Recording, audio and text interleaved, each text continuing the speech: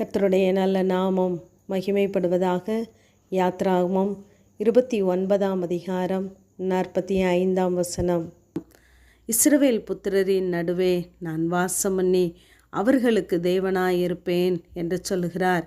இந்த தேவன் இந்த நாளிலே நம் நடுவிலே வாசம் பண்ணி நமக்கு தேவனாக, நமக்கு தகப்பனாக இருந்து நம்மை நடத்த அவர் விரும்புகிறவராகவே இருக்கிறார். இந்த இஸ்ரவேல் புத்திரரை அவர் எகிப்து தேசத்திலிருந்து புறப்பட பண்ணினார். எதற்கென்றால் தான் அவர்கள் மத்தியிலே வாசம் பண்ண வேண்டும் என்பதற்காக அவர்களை சந்தித்த தேவன் அவர்களை அடிமைத்தனத்திலிருந்து, பாவங்களிலிருந்து, சாபங்களிலிருந்து, பெருமூச்சியின் சத்தத்திலிருந்து அவர்களை விடுவித்து புறப்பட பண்ணினார். ஆகவே இந்த தேவன் இஸ்ரவேல் புத்திரர் நடுவிலே அவர் வாசம் பண்ணுகிறவராகவே இருந்தார் என்று 1 ராஜாக்கள் 6ஆம் அதிகாரம் 13ஆம் வசனத்திலே நாம் வாசிக்கிறோம். இஸ்ரவேல் புத்திரர் நடுவே நான் வாசம் பண்ணி என் ஜனமாகிய இஸ்ரவேலை கைவிடாதிருப்பேன் என்று சொல்லுகிறார். அவர் நம்மிடத்திலே வாசம் பண்ணுவாரானால் நம்மை ஒரு நாளும் மனிதன் கையிலே, சத்ருவின் கையிலே அவர் விட்டு கொடுக்க மாட்டார்.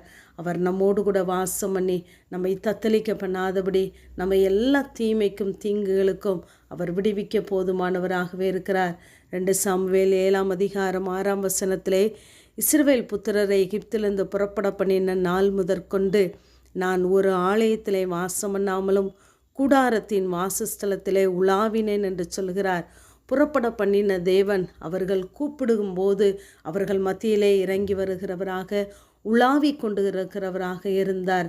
ஆனால் இப்பொழுது அவர் சொல்லுகிறார், நான் உலாவுகிற தேவன் மாத்திரமல்ல, நான் இஸ்ரவேல் புத்திரரின் நடுவிலே, உங்கள் நடுவிலே நான் வாசம் பண்ண விரும்புகிறேன் என்கிறார். இந்த வாசம் பண்ணுகிற அனுபவம் நமக்கு எத்தனை ஆசீர்வாதமானது. ஆகவே நம் ஒவ்வொருடைய வாழ்க்கையிலும் தேவன் நம்மோடு கூட இருக்க வேண்டுமென்றால், நம்மிலே வாசம் பண்ணி நமக்கு தேவனாய் இருக்க வேண்டுமென்றால், தேவன் விரும்புகிற பரிசுத்த ஸ்தானம் நம்மிடத்திலே காணப்படுகிறதா இருக்க வேண்டும். அப்படிப்பட்ட பரிசுத்த ஸ்தானம் நம்மிடத்திலே இருக்கிறதா என்பதை இந்த நாளிலே நாம் சிந்தித்து பார்ப்போம்.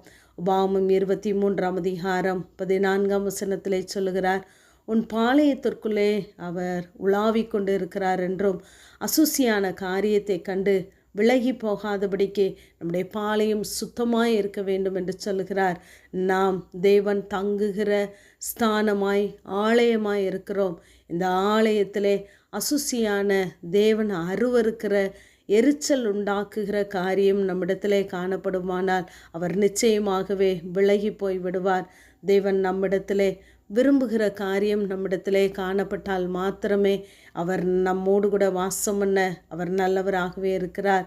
அநேக நேரங்களிலே தேவன் நம்மோடு கூட தான் இருக்கிறார், நம்ம மத்தியிலே உலாவுகிறார், நம்மளே வாசம் பண்ணுகிறார் என்று நினைத்தே நாம் அநேக காரியங்களை துணிகரமாய் செய்து ஏமாந்து விடுகிறோம். இந்த சிம்சோனை போல ஆவியானவர் விலகி போவதை கூட நாம் அநேக நேரங்களிலே அறியாமல் இருக்கிறோம்.